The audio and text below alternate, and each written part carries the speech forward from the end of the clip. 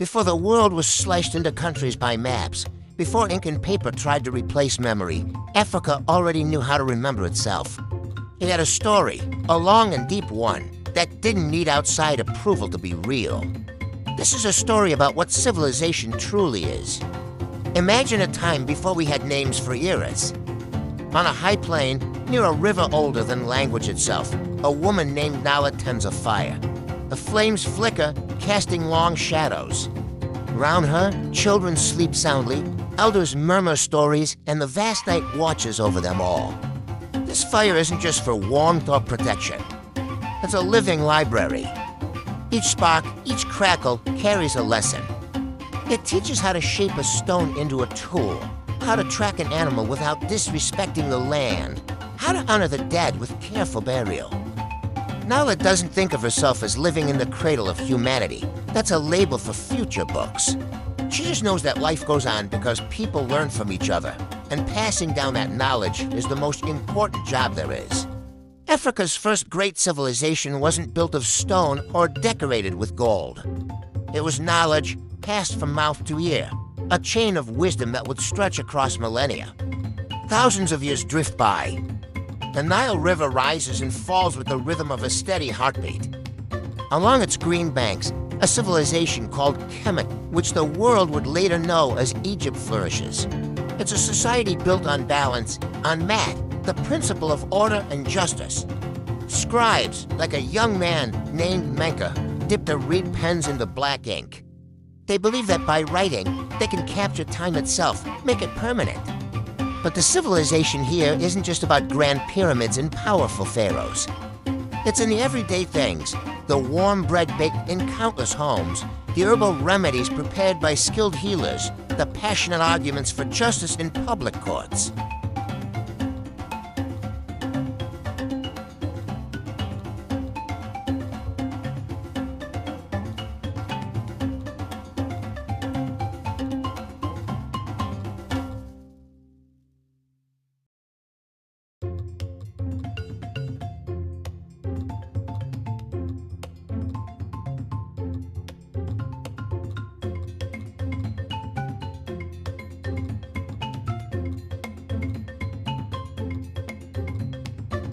Caravans, like slow-moving constellations of camels and people, crisscrossed the sands. They carried precious salt from the north to the south and gleaming gold from the south to the north. But they carried something even more valuable, ideas. Great empires rose here, Ghana, Mali, and Songhai. These weren't accidental kingdoms, they were masterpieces of administration, trade, and law. In the legendary city of Timbuktu, a young student named Ismail sits by lamplight, his hands aching as he copies books. These aren't just religious texts. They are works on astronomy, mathematics, medicine, and poetry from across the known world. Here, knowledge was the ultimate form of wealth. When the Emperor Mansa Musa made his famous pilgrimage to Mecca, the sheer amount of gold he distributed changed economies across the Mediterranean. But what did he bring back with him? Not more gold, but scholars, architects, and books. Africa wasn't a continent waiting in the dark to be discovered. It was a continent busy studying the universe.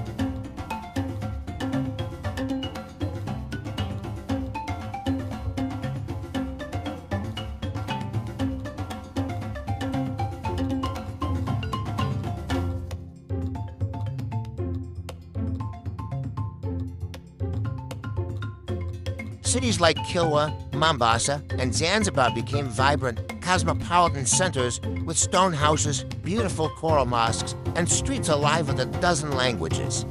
A merchant woman named Zara could be seen haggling over spices and silks in Swahili, Arabic, and Gujarati all in the same afternoon. Her life was a blend of cultures, a testament to a connected world. Africa was never isolated. It was deeply, intrinsically woven into the fabric of the global community. Then came a different age. An age of a new kind of hunger. Not for food or for gold, but for human beings. The Atlantic trade began, and it was a wound that cut deep into the continent. Millions of people were stolen from their homes, their families, their futures. Kingdoms that had stood for centuries began to fracture. Trust was replaced by fear. Treaties were replaced by guns. The coast, once a place of trade and connection, became a place of profound sorrow.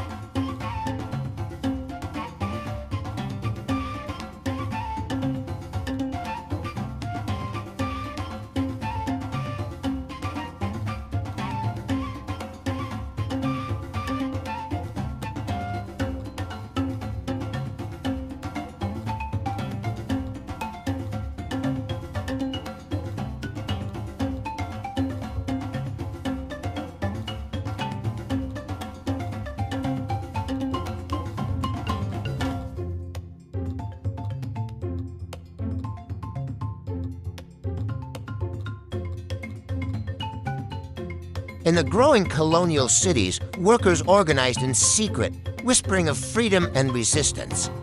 In prisons, freedom songs were born, giving new meaning to old melodies. Civilization became the unbreakable spirit of a people refusing to be erased. And when independence finally came, it arrived imperfectly, painfully, and often incompletely. But it did come. Today, Africa is building again. But it's not building from scratch. It is building on top of all these incredible layers of history. You can see it everywhere. Bustling tech hubs rise next to ancient, sprawling markets. University students debate philosophies that are older than many European nations. Artists and musicians are taking traditional rhythms and styles and remixing them into the sounds of tomorrow. A new generation speaks the language of code and ancient proverbs, often in the same sentence. Imagine a young girl named Amal sitting under the shade of a massive baobab tree. She's scrolling through her phone, studying for her engineering exams. But she also knows the stories her grandmother tells, stories of the land, of her ancestors. She knows that Africa is not, and has never been, a single story. It is a symphony of civilizations, all breathing together in the living present. So what is civilization, really? It isn't a certificate granted by outsiders. It's not just about monuments of stone or a history of uninterrupted peace. Civilization is the collective human choice to remember who you are. It's the will to organize life with meaning and purpose. And it is the genius of adapting to change without erasing your soul. Africa has been doing this through fire and river, across desert and forest, by sea and by sorrow for longer than the world has had names to describe it. And it is still doing it today. Thanks for watching. If this story resonated with you, please like, subscribe, and share. Let's keep telling the real stories.